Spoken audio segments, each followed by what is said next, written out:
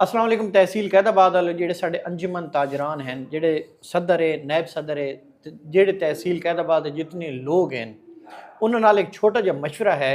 जेड़ा पिछले दिनों तहसील कैदाबाद के अंदर सामने होया, वो गम हर इंसान के दिल के अंदर जनाब घर कर गया। वो गम भुलाया नहीं वन सकता। हर इंसान की अख जड़ा ना गम नाल निढाल हो गई है। इतना दर्दनाक जड़ा ना ये सानिया होया तहसील कैदाबाद के अंदर।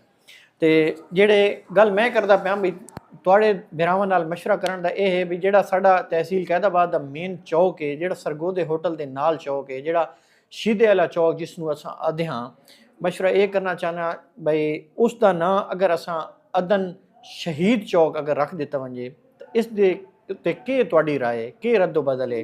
जेड़े साडे अंजुमन ताजरान हैं उन्हां दे अगों रिक्वेस्ट है भाई उस चौक का नां अदन शहीद चौक रख दिता वंजे। उस चौक के अंदर एक बड़ा जिहा बोर्ड लवा के छोटे मासूम बच्चे की तस्वीर ही नाल ला दो तो उस चौक का नाम चेंज करके अदन शहीद चौक रख दो। मेरा ये मशवरा सारे दोस्तों नाल। ते पहले भी वो शीदे वाला चौक तो मशहूर है। मेरे ख्याल रशीद जड़ा है वो भी इस छोटे बच्चे का दादा लगता। मैं चौक उसकी गल कर रहा जेड़ा सरगोदा होटल अजवा बेकरी के नाल वाला चौक है। तहसील कैदाबाद वाले अपनी राय कमेंट सैक्शन अंदर जरूर दसाए। अगर वीडियो इस दे विच कोई वजन होवे मेरी गल दे विच वीडियो वेख के शेयर जरूर कर छड़ाए। अस्सलाम वालेकुम।